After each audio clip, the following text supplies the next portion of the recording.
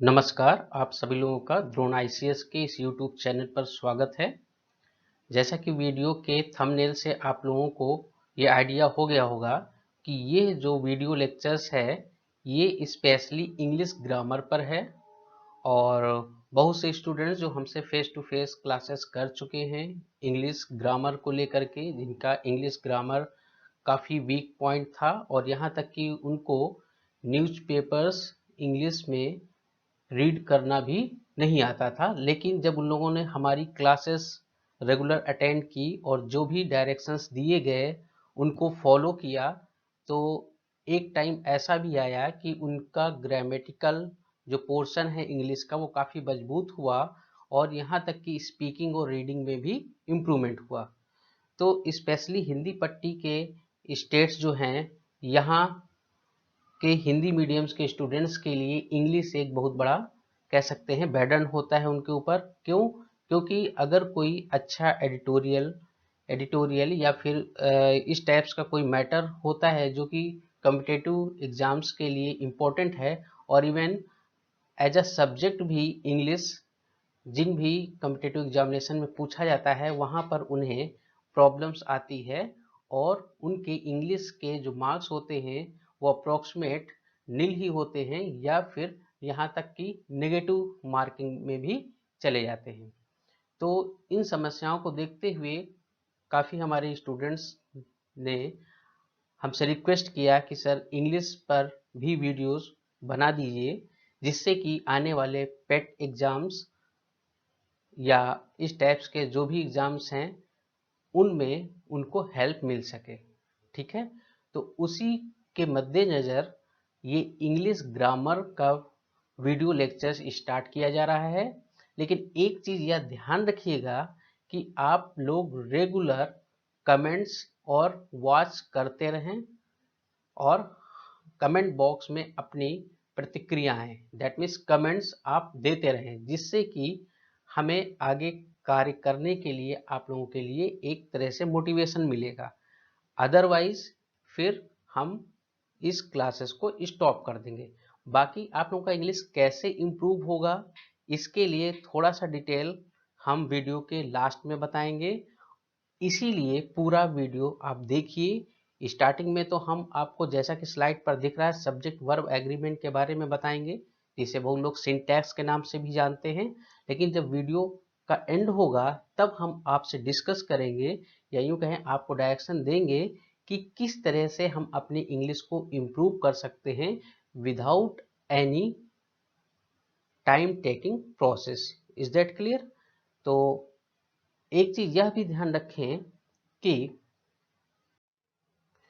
जो भी grammatical portion यहाँ पर कराया जाएगा उसको रेगुलर आप एक्सरसाइज को भी अटेंड करें और कमेंट्स में उन एक्सरसाइज के आंसर्स भी रिप्लाई करें। ठीक है, तो आइए आज हम आपको सबसे पहले इंटरेक्ट कराते हैं कि वास्तव में इंग्लिश ग्रामर को मजबूत करने के लिए आपको किन टूल्स का सहारा लेना होगा। दैट मीन्स वो क्या स्टडी मटेरियल्स हैं जिनको अपना करके आप इंग्लिश अपनी इम्प्रूव कर सकते हैं। और इंग्लिश ग्रामर ये जो लेक्चर सीरीज स्टार्ट हो रही है ये न तो केवल पेट के लिए बल्कि आप कह सकते हैं एसएससी लेवल के जो हायर सेकेंडरी या सेकेंडरी या हायर लेवल के जो एग्ज़ाम्स हैं और जो बैंक्स हैं, इवन आप कह सकते हैं यूपीएससी का जो क्वालिफाइंग पेपर आता है वहाँ पर भी आपको इन वीडियो लेक्चर से काफ़ी हेल्प मिलेगी और आप क्वालिफाई कर जाओगे यूपीएससी के क्वालिफाइंग पेपर्स में। Is that clear? तो बड़े ही ध्यान से एक एक वीडियो को आप देखेंगे, क्योंकि ये जो वीडियो लेक्चर स्टार्ट किए गए हैं इनका जो मैटर है वो बड़ा ही सिस्टमैटिक वे में बनाया गया है और स्पेशली इस चीज़ को ध्यान में रख कर के कि इन वीडियोस को जो कैंडिडेट्स वॉच करेंगे वो मेनली हिंदी मीडियम्स के हैं।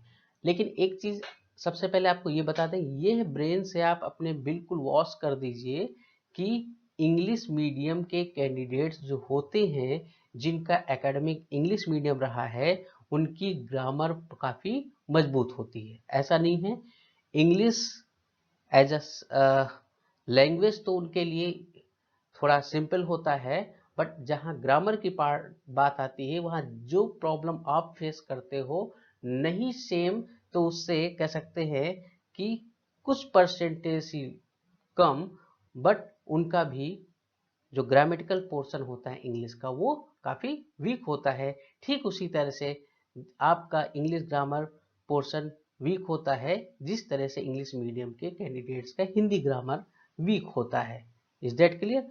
तो लैंग्वेज है, लैंग्वेज को आप अच्छे से समझें। लैंग्वेज एक दिन में नहीं समझ में आएगी, उसके लिए थोड़ा सा आपको टाइम देना पड़ेगा। बाकी डिटेल में बात हम वीडियो के अंत में देखेंगे। Is that clear? और वहां पर हम आपको एक्सप्लेन करेंगे कैसे हम अपनी इंग्लिश को स्ट्रॉन्ग करें कॉम्पिटेटिव लेवल्स पर, जिससे कि मैक्सिमम क्वेश्चंस हम हैंडल कर सके आने वाले एग्जाम्स के क्वेश्चन पेपर में। Is that clear? तो अब हम स्टार्ट करते हैं अपना आज का lecture first. Is that clear?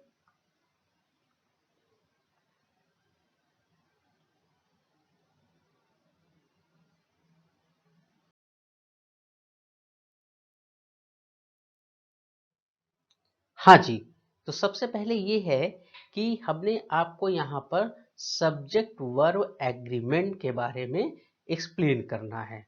Subject verb agreement, जिसे बहुत लोग सिंटैक्स के नाम से भी जानते हैं।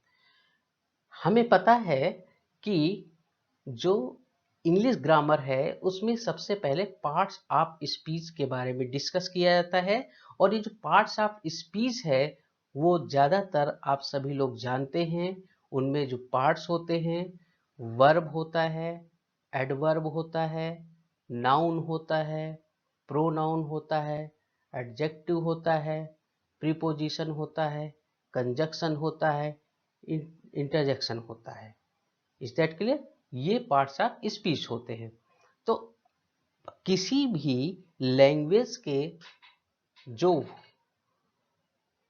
बेसिक्स होते हैं उनको जानकर ही हम उस लैंग्वेज को अच्छे से समझ सकते हैं। हिंदी के वीडियो लेक्चर्स जो कि पड़े हुए हैं यूट्यूब चैनल पर, आप ऊपर आ रहे आई बटन पर क्लिक करके वहां से हिंदी के लेक्चर्स भी देख सकते हैं, जहां पर हिंदी व्याकरण के बारे में बताया गया है। Is that clear?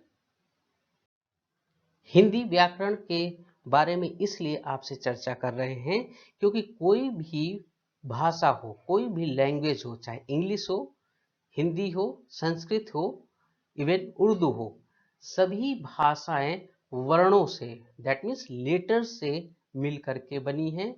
और उसके पहले हम बात करते हैं साउंड की, दैट मीन्स ध्वनि से। ध्वनि का जो रिटन फॉर्म होता है उसे ही लेटर या वर्ड कहते हैं, वर्ड या अक्षर। Is that clear? तो लेटर, वर्ण, अक्षर, ये सभी चीजें क्या है? एक ही है। जब इंग्लिश लैंग्वेज की बात करते हैं तब हम वहां उसे लेटर के नाम से जानते हैं। और जिस प्रकार से कई वर्णों के मिलने से हिंदी में शब्द बनते हैं, उसी प्रकार से कई लेटर्स के मिलने से वर्ड बनता है। वर्ड और वर्ड, इन दोनों में डिफरेंस है। देखिए हम बता रहे हैं, जो हिंदी में है, हिंदी में बोलते हैं वर्ण, वर्ण ये होता है। और अंग्रेजी में हमने बताया वर्ड, WOR और D, वर्ड। दैट मीन्स ये वर्ड जो होता है इसी को हम क्या कहते हैं? अक्षर कहते हैं, अक्षर। ठीक, लेकिन वर्ड अक्षर नहीं होता है। अंग्रेजी में जो अक्षर है, अक्षर को हम लेटर कहते हैं। क्या कहते हैं? लेटर कहते हैं। और इन कई अक्षरों के मिलने से क्या बनता है? शब्द बनता है। और कई लेटर्स के मिलने से वर्ड बनता है। तो वर्ड और शब्द ये दोनों क्या हैं? एक ही चीज है।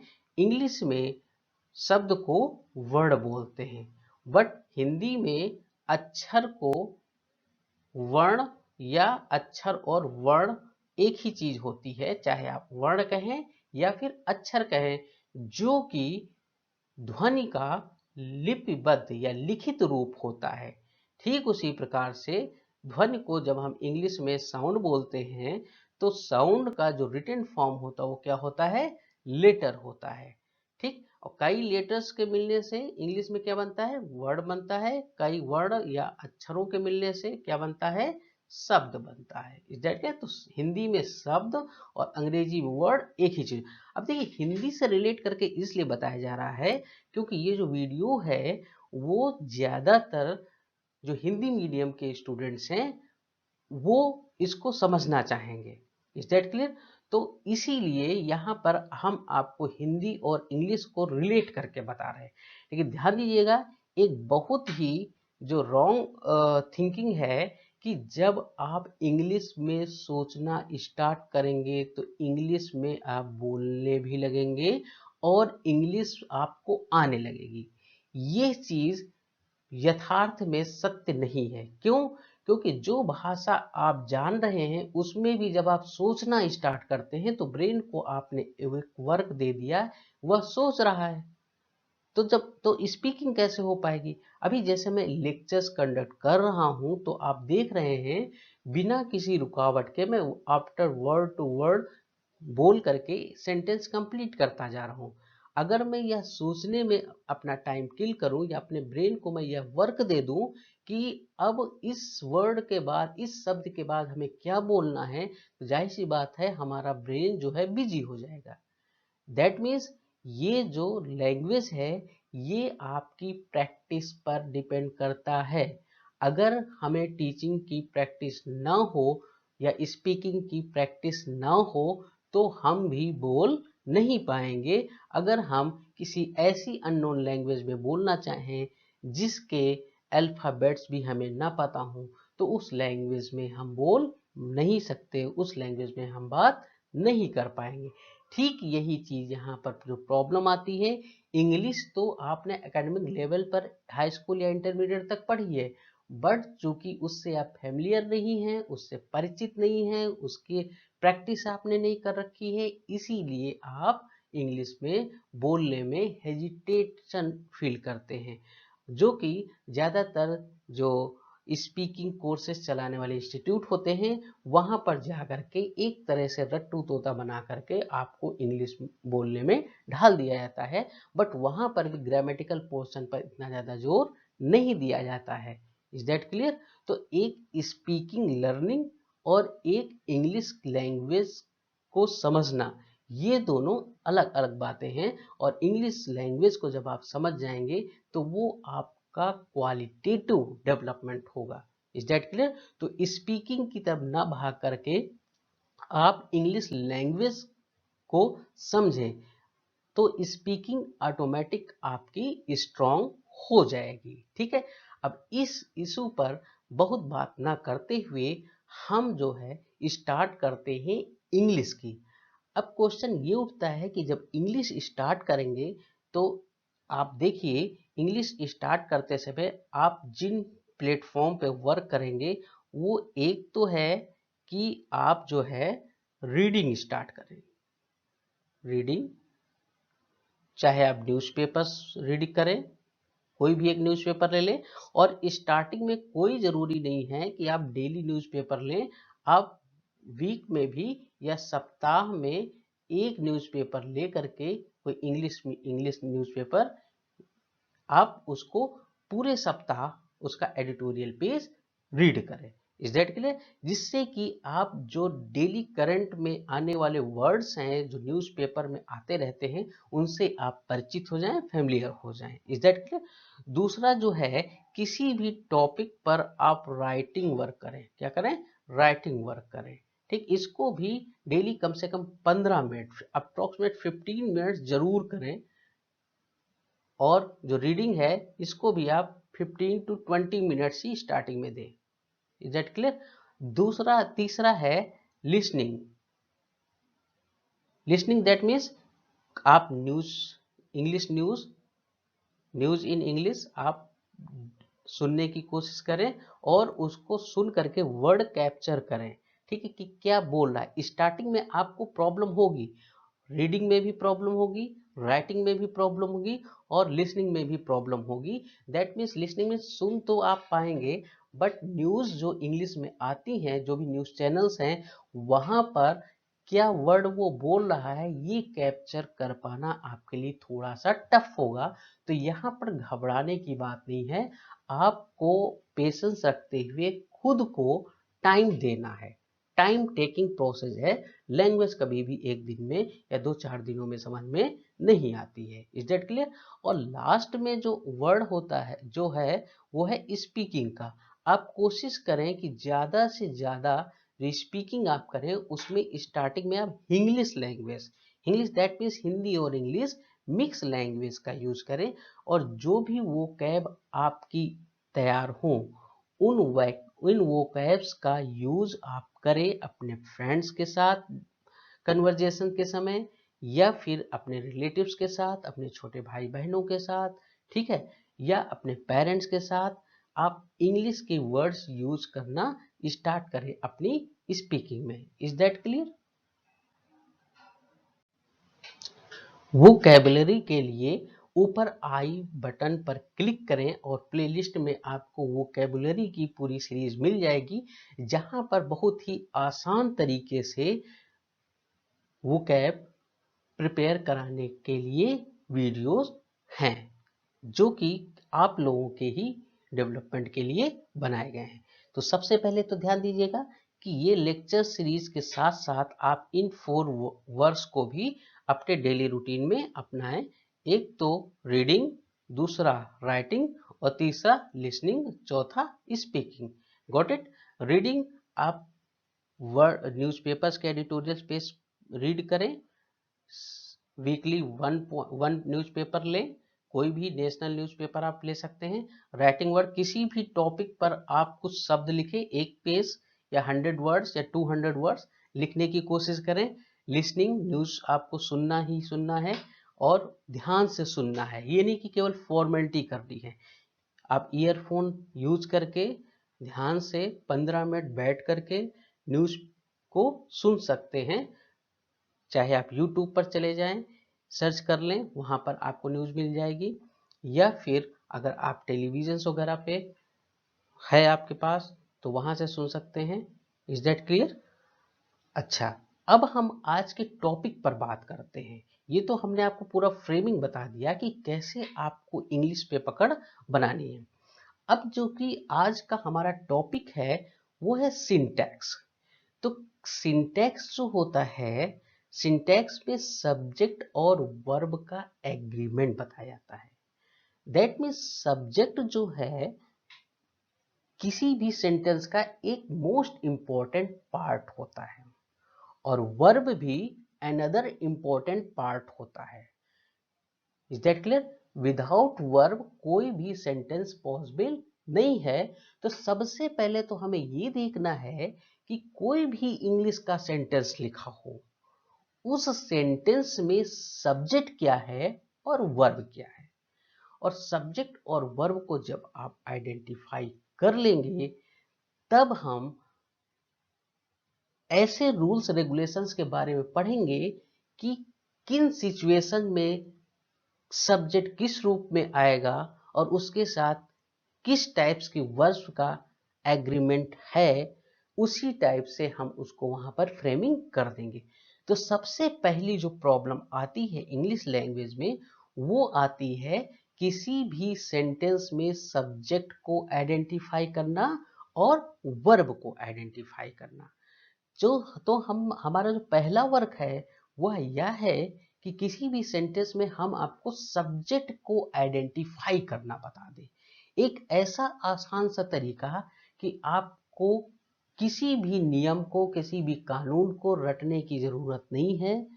आप सेंटेंस पढ़ें और अपने बुद्धि विवेक से उस सेंटेंस में से सब्जेक्ट और वर्ब को आइडेंटिफाई कर लें। Is that clear? तो यहाँ स्लाइड्स पर आपको 2 क्वेश्चन दिख रहे हैं। What is a subject and what is a verb? Why? क्योंकि ये जो हमारा आज का लेक्चर सीरीज है वो सब्जेक्ट वर्ब एग्रीमेंट ही है। जैसे दो लोगों के बीच में कोई एग्रीमेंट करा दिया जाए, कोई दो पार्टनर है उनके बीच में एग्रीमेंट हो जाए, एग्रीमेंट साइन हो जाए। दैट मीन्स जब भी कोई ऐसे रूल्स रेगुलेशन बन जाना कि कभी भी अगर उनमें किसी डिबेट या विवाद की स्थिति आती है तो उन रूल्स को वो ब्रेक ना करें। ऐसे एग्रीमेंट को ही साइन किया जाता है। तो ठीक इसी तरह से इंग्लिश लैंग्वेज में जो सब्जेक्ट होता है और वर्ब होता है, इनके बीच में एक कॉम्बिनेशन बन गया है, एग्रीमेंट हो गया है कि कब किस रूप में सब्जेक्ट आएगा तो उसी हिसाब से वहां पर वर्ब का भी यूज किया जाएगा। तो ये सारे रूल्स रेगुलेशन हम आपको बताएंगे, लेकिन उसके पहले आइए हम आपको बताते हैं कि किसी भी सेंटेंस में सब्जेक्ट और वर्ब को कैसे आइडेंटिफाई किया जाता है। Is that clear?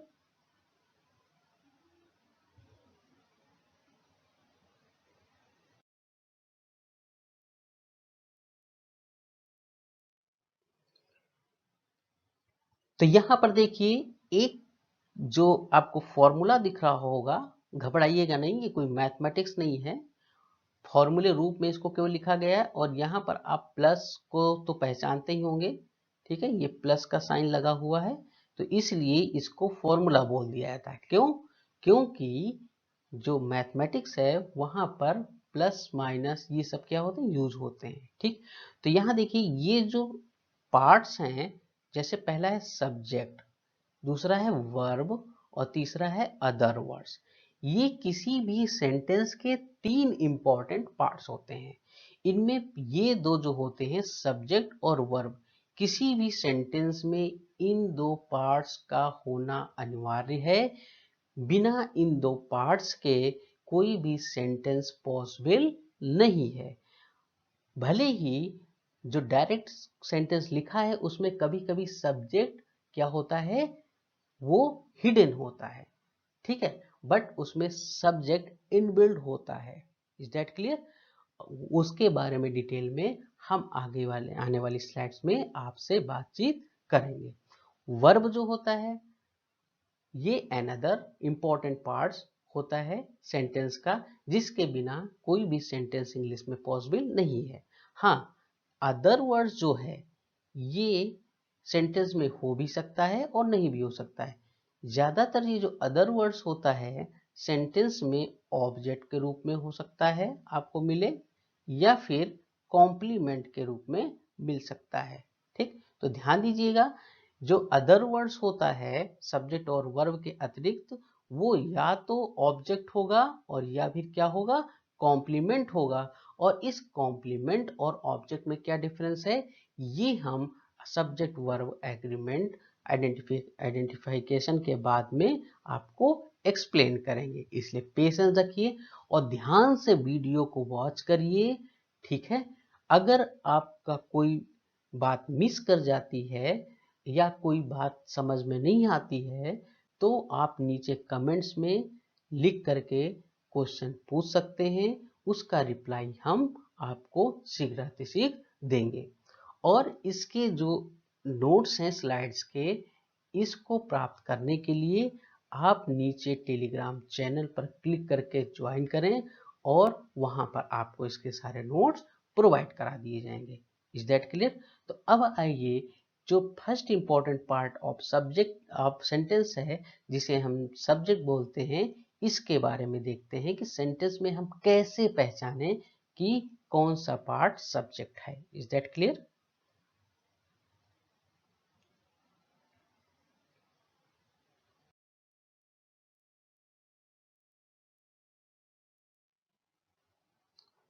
अब देखिए, किसी भी सेंटेंस में सब्जेक्ट पहचानने के जो तरीके होते हैं वो तीन तरीके होते हैं। यहां आप देख रहे होंगे तरीके जो बताए गए हैं वो तीन तरीके से है और इनको हम एक एक करके समझेंगे।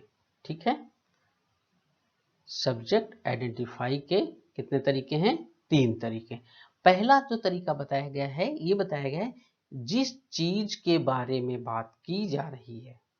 जब हम सेंटेंस को पढ़ेंगे इंग्लिश में तो हम उस सेंटेंस को रीड करने के बाद सेल्फ क्वेश्चन ये करेंगे, आखिर ये सेंटेंस किस चीज के बारे में बात कर रहा है।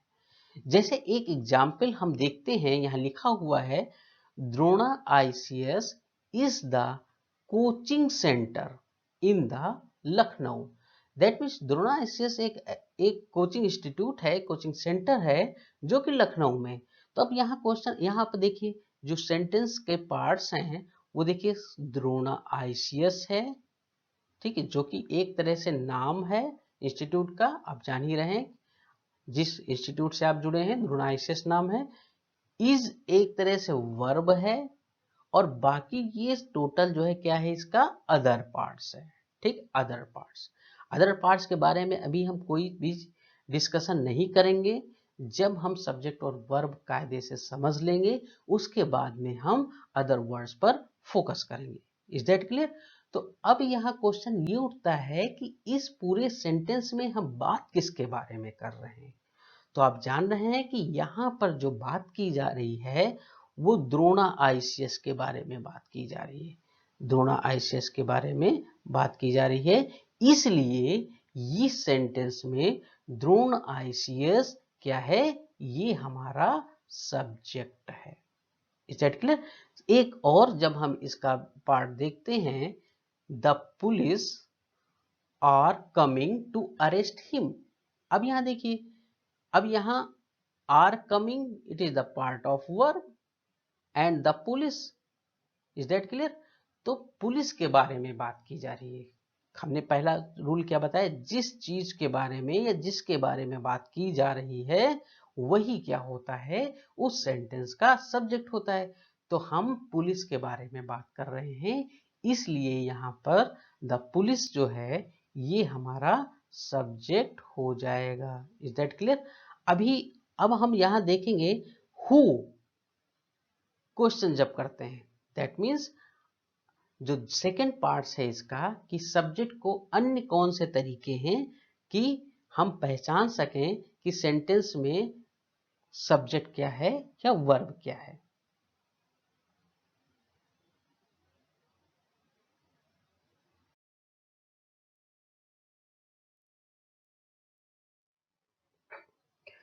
दूसरा टू टाइप्स है, किसी भी सेंटेंस में हमें यह समझना होगा कि काम कर कौन रहा है, और जो काम करने वाला होता है वही मेनली क्या होता है, उस सेंटेंस में सब्जेक्ट होता है। जैसे अगर हम एग्जाम्पल देखें, my father drive the car. Drive the car that means drive कर रहा है, कौन ड्राइव कर रहा है, माई फादर। तो क्या कर रहा है, कौन कर रहा है, हु ड्राइव द कार, तो क्या हो जाएगा, माई फादर। दैट मीन्स आपको यहां पर ये चीजें पता चली, एक तो बात किसके बारे में की जा रही है और दूसरा कार्य कर कौन रहा है। ये दो क्वेश्चन जब हम करेंगे तब हमें सेंटेंस से सब्जेक्ट मिल जाएगा कि वास्तव में सब्जेक्ट क्या है। इसी तरह से एक और जो ये हमारा सेंटेंस है, Drona ICS offers coachings for government jobs. Who offers, who offer coaching for government jobs, Drona ICS। That means इस सेंटेंस में कौन ऑफर कर रहा है, द्रोण ICS। तो हु कौन, Drona ICS। That means in this sentence Drona ICS is the subject. Is that clear? और अब आप आइए देखते हैं कि वह थर्ड पोर्शन कौन सा है जिससे हम किसी सेंटेंस में सब्जेक्ट को पहचानते हैं।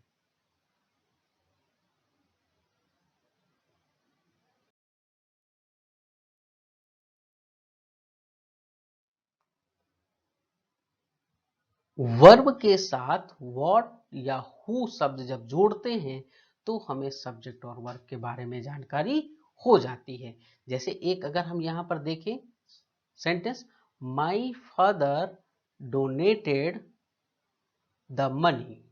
तो अब यहां पर क्वेश्चन हम जब हु लगा करके देखेंगे, हु वर्ड, तो हु वर्ड जब हम लगा रहे हैं तो हमें मिल रहा है हु डोनेटेड द मनी। तो इसका आंसर क्या होगा, my father. And the answer of this question is your sentence subjects. यही क्या होगा, दिए गए सेंटेंस का सब्जेक्ट कहलाएगा। एक और देखें, जैसे Pankaj is teaching, Pankaj is teaching, तो व्हाट जब करेंगे क्या कर रहे हैं, तो पंकज इज टीचिंग, क्या कर रहे हैं, टीचिंग कर रहे हैं। और क्या कर रहे हैं जब क्वेश्चन आएगा, तो वही हमारा क्या होता है, वर्ब होता है। Is that clear? तो यहाँ पर हमने आपको 3 तरीके से सेंटेंस से सब्जेक्ट को आइडेंटिफाई करना और वर्ब को आइडेंटिफाई करना बताया। Is that clear? बाकी वर्ब के बारे में तो और भी ज्यादा डिटेल में बात करेंगे जब आप सब्जेक्ट आइडेंटिफाई करना सेंटेंस का सीख जाएंगे। आइए देखते हैं, कुछ ऐसी सेंटेंस भी हैं जहां पर हमें ये देखना होता है कि सब्जेक्ट्स में जो कंफ्यूजिंग हो जाता है, कंफ्यूजन क्रिएट हो जाता है, उस कंफ्यूजन से हम कैसे बचें।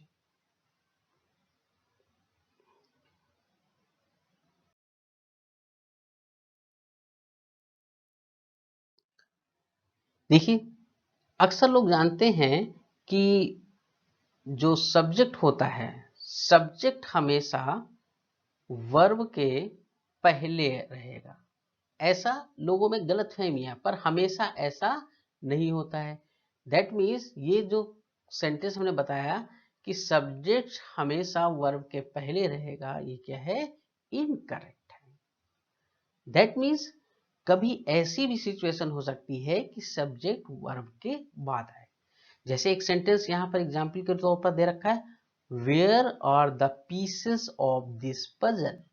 तो पीसेस ऑफ दिस पजल ये क्या है, ये इस सेंटेंस का सब्जेक्ट है।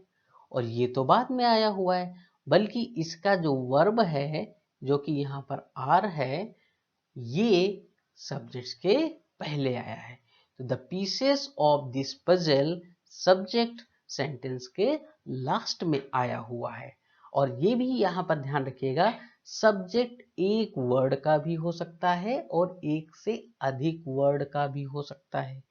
उसके बारे में डिटेल में हम आगे आने वाले लेक्चर्स में चर्चा करेंगे, डिस्कशन करेंगे। तो ये चीज तो इनकरेक्ट हो गई। अगला देखिए, ये जो हमने बताया, subject singular then verb will singular, and if subject plural then verb is plural. ये सेंटेंस करेक्ट है ऑलवेज। ग्रामेटिकली कहीं पर भी अगर वर्ब और सब्जेक्ट ये दोनों सिंगुलर और प्लूरल हो जाए, तो समझ जाइएगा कि उस सेंटेंस में करेक्शन है और वह सेंटेंस इनकरेक्ट है। ग्रामर के किसी भी सेंटेंस में, इंग्लिश ग्रामर के किसी भी सेंटेंस में यदि सब्जेक्ट सिंगुलर है, तो वहां पर वर्ब भी सिंगुलर ही लगेगी। और यदि सब्जेक्ट प्लूरल है, तो वर्ब भी क्या होगा, प्लूरल ही होगा। अब सिंगुलर सब्जेक्ट कैसे आइडेंटिफाई करेंगे और सिंगुलर वर्ब कैसे आइडेंटिफाई करेंगे, या प्लूरल सब्जेक्ट और प्लूरल वर्ब के बारे में कैसे हम डिफरेंस जानेंगे, ये आने वाले वीडियोस में आपको मिलेगा। ठीक, यहाँ पर एक एग्जाम्पल बताया गया है, जैसे द बास्केट ऑफ मैंगोज। अभी जो मैंने बताया था कि सब्जेक्ट एक वर्ड का भी हो सकता है और एक से अधिक वर्ड का भी हो सकता है। ठीक, तो यहाँ पर देखिए, द बास्केट ऑफ मैंगोज किसके बारे में बात की जा रही है, बास्केट के बारे में बात की जा रही है। Was left in the bus. अब यहाँ ध्यान दीजिए, बास्केट तो एक ही है ना, और बात बास्केट के बारे में की जा रही। हमने आपको आइडेंटिफाई करना बताया कि सब्जेक्ट को कैसे आइडेंटिफाई करेंगे। क्वेश्चन करते हैं, किसके बारे में बात की जा रही है या कार्य कर कौन रहा है। तो यहाँ पर कार्य तो कोई हो नहीं रहा है, बट बात की जा रही है, किसके बारे में बात की जा रही है, बास्केट के बारे में बात की जा रही है। तो बास्केट तो एक ही है, बास्केट्स तो नहीं लिखा हुआ है। That means basket singular subject है, तो इसके साथ में यहाँ पर वाज लगा, जो कि सिंगुलर है, ना कि वर जो कि प्लूरल है। अगर वर लगा देते, मैंगोज को बहुत लोग अगर पहचान लेते कि मैंगोज जो है ये सब्जेक्ट है, तो वो यहाँ मिस्टेक कर सकते थे और कहते इस सेंटेंस में करेक्शन करना है और यहाँ वाच की जगह वर लगेगा। बट ऐसा नहीं है, क्योंकि सब्जेक्ट जो है यहाँ वो मैंगोज नहीं है। मैंगोज उस बास्केट में रखे हुए हैं, बट मेन जो सब्जेक्ट है ढूंढा क्या जा रहा है, क्या छूट गया बस में, द बास्केट, बास्केट बस में छूट गई है। The basket of mangoes was left in the bus. Is that clear? I hope आप लोगों को आज का लेक्चर क्लियर हो गया होगा, ठीक है। और अगर एक बार देखने पे ना क्लियर हुआ हो तो इसको रिपीट करके आप बार बार देखें और इसके नोट्स भी अच्छे से बना लें। अगर आप लोग कमेंट करते रहे, वॉच करते रहे वीडियोस, तो total entire syllabus of English grammar के वीडियोस हम प्रिपेयर करके या तैयार करके यूट्यूब पर अपलोड कर देंगे, जिससे कि इंग्लिश ग्रामर के जो भी क्वेश्चंस आने वाले कंपटीशन में आएंगे वो आपके बहुत ही आसानी से हो जाएंगे। लेकिन ये मस्ट है कि आप अपना पार्टिसिपेशन जरूर करें, अदरवाइज डिमोटिवेट होकर के मैं आगे वीडियोस नहीं बनाऊंगा। Is that clear? तो ऐसी स्थिति ना आए, क्योंकि हम भी चाहते हैं कि ज़्यादा से ज़्यादा कैंडिडेट्स जुड़े और वह इन वीडियोस के माध्यम से अपनी इंग्लिश ग्रामर को मजबूत करें और आने वाले कंपटीशन में 100% मार्क्स इंग्लिश ग्रामर के क्वेश्चन को सॉल्व करके गेन करें। Is that clear? अब देखिए, हमने जो आपको बताया था कि जो इंग्लिश को मजबूत करने का तरीका है, उसके लिए आपको डेली न्यूज़पेपर रीड करना है, जो न्यूज़ है इंग्लिश में उनको आपको सुनना है, इंग्लिश में आपको 15 से 20 मिनट लिखना है, ठीक। और इंग्लिश में आपको ज़्यादातर हैबिचुअली ऐसे वर्ड्स इंग्लिश के यूज करने हैं जो दिन ब दिन आपको वोकैबुलरी के थ्रू तैयार करने हैं। Is that clear? तो ओवरऑल अगर इन 4 कार्यों को आपने देख कर लिया, साथ में इन वीडियोस की सीरीज को आपने वॉच कर लिया, तो आपके किसी भी कंपटीशंस के इंग्लिश ग्रामर के क्वेश्चंस सॉल्व हो जाएंगे। Is that clear? और ओवरऑल अगर वीडियोस के टाइम को छोड़ दिया जाए तो अगर इन 4 कामों में जो मैंने आपको बताया, रीडिंग, लिसनिंग, रीड और राइटिंग और स्पीकिंग, इस पे आप 15 मिनट्स भी देते हैं तो 1 घंटे के अंदर 15 चौको 60, 1 घंटे के अंदर आपको इंग्लिश पे धीरे धीरे पकड़ बन जाएगी। Is that clear? तो वोकैब वाली जो वीडियोस की प्लेलिस्ट में है सीरीज, उसको आप जरूर देखें और वहां से वोकैबुलरी अपनी तैयार करें। वहाँ वोकैब के साथ में आपको एंटोनिम्स और सिनोनिम्स के बारे में भी बताया जाएगा और यहाँ पर आपको टोटल इंग्लिश ग्रामर के बारे में एक्सप्लेन किया जाएगा। उम्मीद है आज की लेक्चर सीरीज आप लोगों को समझ में आई होगी और आप पूरी दृढ़ता के साथ, पूरा डेडिकेटेड होकर के अपने आप को प्रिपेयर करेंगे कॉम्पिटिटिव एग्जाम्स के लिए। नेक्स्ट वीडियो के लिए थोड़ा सा वेट करें, तो बहुत जल्द नेक्स्ट वीडियोस भी आएगा, लेकिन उसके लिए आप लोग कमेंट, लाइक और शेयर जरूर करें। नमस्कार।